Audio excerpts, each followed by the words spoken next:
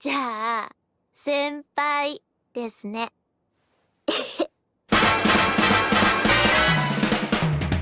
Watch the first two episodes of Nagatoro, and you'll find yourself horrified at what seems to be some sort of creepy, kinky glorification of bullying. Some guy getting picked on until he's in tears for his looks, styles, and liking, and he did absolutely nothing to deserve it. The show is just cruel and awful, is what I thought I would say after watching those two episodes. Instead, I find myself smiling and laughing at a comedic masterpiece with enough heartwarming moments to melt all ice on earth.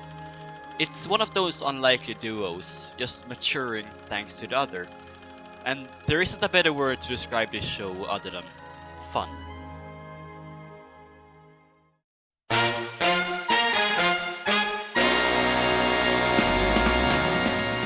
Hello people, what is it to make a show about a guy getting bullied in every episode fun? It seems very logical to be enjoying it so much unless that's your kink, and that will mean an alarming amount of people have that kink considering your show's popularity. But that could be the case, there are better explanations that don't blame everyone for being kinky, and it boils down to the fundamentals of fictional relationships and how we enjoy them. In another video on No Game No Life, I talked about the selling point of different genres. Nagatoro covered two of these genres that I believe have major selling points that need to be met to be successful. These are comedy with its humor and timing, and romance with its relationships. Let's start off with the comedic aspects of Nagatoro, because that's first and foremost what the main genre of the show is. Now, comedy is a very subjective subject, and everyone has a different sense of humor. But as per everything, you can generalize, and when doing so, it's important to focus on the majority instead of the exception. In other words, some people won't find this show funny, and that's perfectly fine. They're just wrong. In the show, all the power is in the punchlines. This is true both romantically and comically. With this I mean that more than often, teasing happens to build up for something else every single time. These incidents of teasing or bullying are used to make the characters learn something about each other, have a cute moment, have a laugh, or a good experience. And this is a very important part, because while the first part of the interaction can seem very off, it always leads you to a moment that is so worth it. So why not just skip the first part of interaction entirely? We don't need the bullying, right? Well, because otherwise those moments of connections and laugh wouldn't be so important, right? It's the weight and the tension of the situations that make the punchline so much better. It's a relief and a laugh at the same time, and that's a feeling very hard to reproduce so often without putting them in the situations that they do. So in a way, you could argue that the bullying makes the comedy. And I see nothing wrong with that, really. Using a tense situation to create an atmosphere that could have such large comedic relief so consistently is great. And it's even greater paired with the romantic aspects of the show. Now, the show's main genre isn't romance, but in my opinion it's the most memorable one. And I talk a lot about memorability on my channel, as I think memorability is the leading factor in discovering more about the show. When you go and look up more of the show, the story and the character, it's because of a memorable experience or interest that the show gave you. The more memorable moments a show can create, the better the show is. And I think the route of building out this affection between the two main characters and slowly seeing more and more of it through every episode is what makes it so memorable. The moments are special to us because the stakes are high. If they didn't turn out to be a comedic or romantic moment, it would be quite the horrible situation. And this all brings me to one scene I want to shine a spotlight on, because it perfectly describes to me the beauty of the show. At a family restaurant a few episodes in, our main guy, Senpai, sees Nagatoro hanging out with her friends and two guys at the same place. He fully expects her to go and tease them and make fun of them too, getting all touching their face. But to his surprise, she does none of that. Nagatoro, unlike her usual very lively self, is quiet, monotone, and is totally uninterested in having a conversation with any of the guys in front of her. And with this scene, all the puzzle pieces fall into their place. Nagatoro isn't teasing him because she wants to bully him. It's her way of showing affection and interest. And when you think of it that way, everything makes so much more sense. This way, she gets to hang out with the senpai all the time, have a reason to get up and close to him, be loud and have fun at the same time.